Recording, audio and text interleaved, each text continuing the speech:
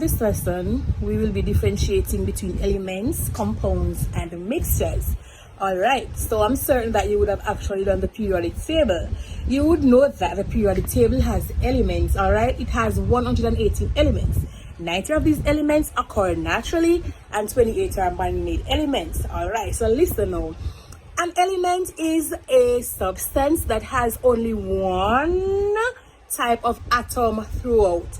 So we know about carbon, we know about sodium, phosphorus, potassium, magnesium, chlorine, fluorine, iodine, astatine. Yes, so those are elements because they only have one type of atom throughout. No, we're on to compounds. A compound is a substance which has more than one type of elements chemically combined. So two elements can come together, it forms a compound. A common compound we know is water. And I guess that many of you did not know that water is a compound. Yes, water is a compound because guess what? Water is made up of hydrogen atoms and oxygen atoms. So a molecule of water comprises of two atoms of hydrogen and one atom of oxygen, meaning what?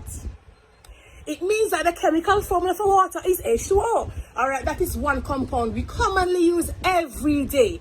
Another compound in our home is sodium chloride. Yes, table salt. Somebody can't eat without the salt. Yes, table salt. NaCl. This means that table salt is a compound and what it's made up of is sodium and chlorine. The chemical formula is NaCl because in sodium chloride you'll find only one atom of sodium and one atom of chlorine. Alright, so that is where we get our compounds from. We also have mixtures. Remember that though, before we go on to mixtures, compounds are chemically joined. Chemically joined, yes. So two elements come together forming a compound chemically. Alright. So we also know about mixtures, right? And I'm certain that we do mixtures every day. So mixtures are formed when two or more substances combined physically, compounds chemically, mixtures physically. Yay! Alright. The components of compounds cannot be separated easily, but the components of mixtures can be separated easily.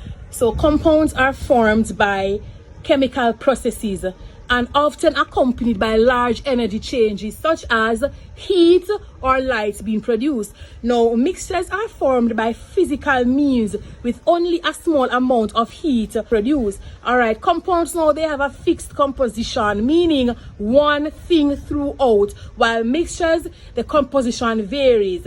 Right, compounds, the properties differs from those that make it up individually. Mixtures have similar properties to those that come together to make it up. Compounds cannot be separated into its constituents by physical means, and mixtures, these substances can be separated by physical means.